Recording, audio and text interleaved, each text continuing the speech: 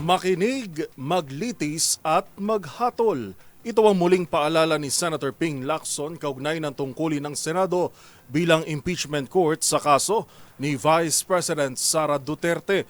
Maging patas at hindi anya dapat pangunahan ng mismong hukom ang paghain ng dismissal sa kaso gaya ng binabalak ni Senator Ronald Bato de la Rosa. Magbabalita si Raymond Dadpaas. Muling pinaalalahanan ni Senador Panfilo Ping Lacson ang kanyang mga kapwa-senador upang maging patas sa impeachment case ni Vice President Sara Duterte. Ayon kay Lacson, hindi dapat manggaling sa kahit sino sa kanilang senator judge ang motion para ipadismiss ang impeachment kundi ito ay dapat manggaling sa kanyang mga abogado o kaya panig ng depensa. Reaksyon nito ng senador sa pahayag nitong weekend ng spokesperson ng impeachment na si Attorney Reginald Tonggol na tiyak na dadaan sa mainit na debate kung itutuloy ni Senador Ronald Bato de la Rosa ang kanyang motion upang tanungin ang Senado kung interesado pa ang 20th Congress na ituloy ang impeachment.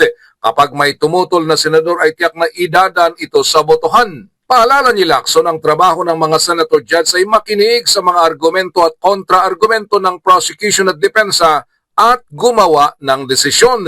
Sa naunang pahayag ni Senator De La Rosa, nilahad nito ang balak na magkain ng motion sa Senate plenary at hindi sa impeachment court upang tanungin kung interesado ang Senado ng 20th Congress na iporsigi ang impeachment case ng pangalawang Pangulo. Wala umanong pinag-iba ito sa naging kautusan ng impeachment court sa Kamara de Representantes bilang prosecution na kailangan magsumiti ng certification kung interesado pa ang 20th Congress na iporsigi ang impeachment case ni VP Sara. Idiniin rin ni Lacson na dapat umakto at magsalita tulad ng isang huwes ang mga senator judge at maging patas.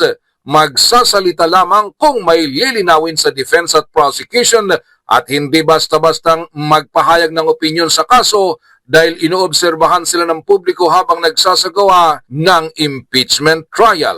Para sa MBC TV Network News, ito si Raymond Dadpaas ng DZRH, una sa Pilipinas, una sa Pilipino.